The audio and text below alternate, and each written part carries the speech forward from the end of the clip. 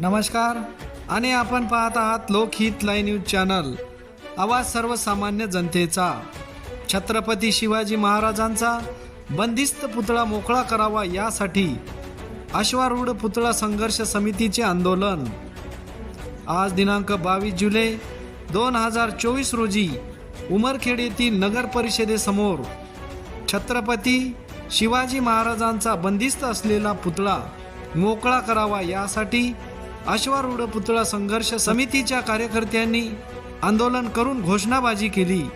आपण पाहू शकता कार्यकर्त्यांची किती गर्दी होती। या गर्दीमध्ये काही अनुचित प्रकार होऊ नये यासाठी उमरखेडचे उपविभागीय पोलीस अधिकारी श्री हनुमंतराव गायकवाड साहेब यांच्या मार्गदर्शनाखाली ठाणेदार संजय सोळंके साहेब, बिटरगावचे ठाणेदार प्रेम केदार साहेब, API निलेश सरदार, घोडेस्वार साहेब यांच्याकडून तगडा बंदोबस्त ठेवण्यात आला होता। लेखी आश्वासनानंतर आंदोलन मागे घेण्यात आले। लोकहित लाईव्ह न्यूजसाठी विजय कदम।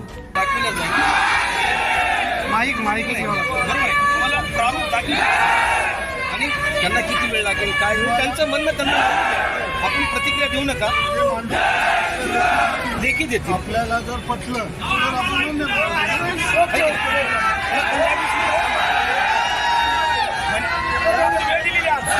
आज तुमचं सगळं तर ते पत्र तयार करतील, प्रारूप तयार करतील, तुम्हाला दाखवतील।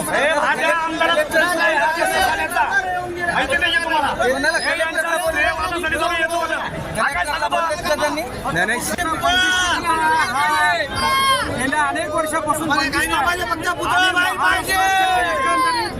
राज्यामधले एक लाजिरवाणी बाब या उमरखेड शहरामध्ये आहे की शासनाच्या केवळ विशाळ कारभारामुळं हा पुतळा बंदिस्त राहिलेला आहे। हा लवकरात लवकर मुक्त करावा आणि हा पुतळा इथं नगरपालिकेच्या आवारात बसवावा असं ही जनभावना आहे। या जनभावनेचा लोकप्रतिनिधीने विशेषतः इथल्या पालकमंत्र्यांनी आजच्या आज याच्यामध्ये लक्ष घालून हा विषय संपवावा।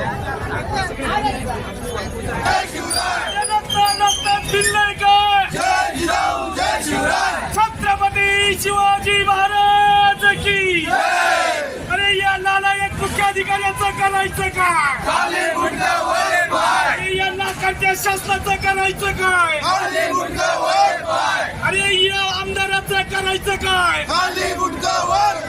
सत्ताधारी सत्ताधारी सत्ताधारी सत्ताधारी अरे नीमका पत्ता कड़वा है,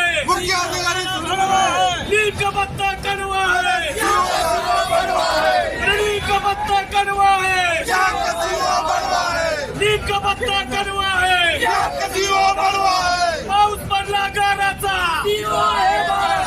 पाऊस पडला गाराचा, पाऊस पडला गाराचा। सांगू इच्छितो की हा जो लढा मागे खूप वर्षापासून चालू आहे, अंतिम टप्प्यात आला आहे।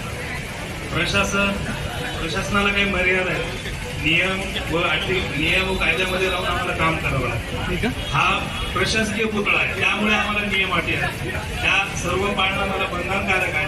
ही लढाई अंतिम टप्प्यात आलेली आहे, त्यातल्या मी म्हणतो 90% काम झाले, 10% राहिले फक्त। आमच्या निधीची जी मान्यतेची ती एक अडचण। मान्यता तेव्हाच भेटते की जागा क्लिअर असल्यानंतर।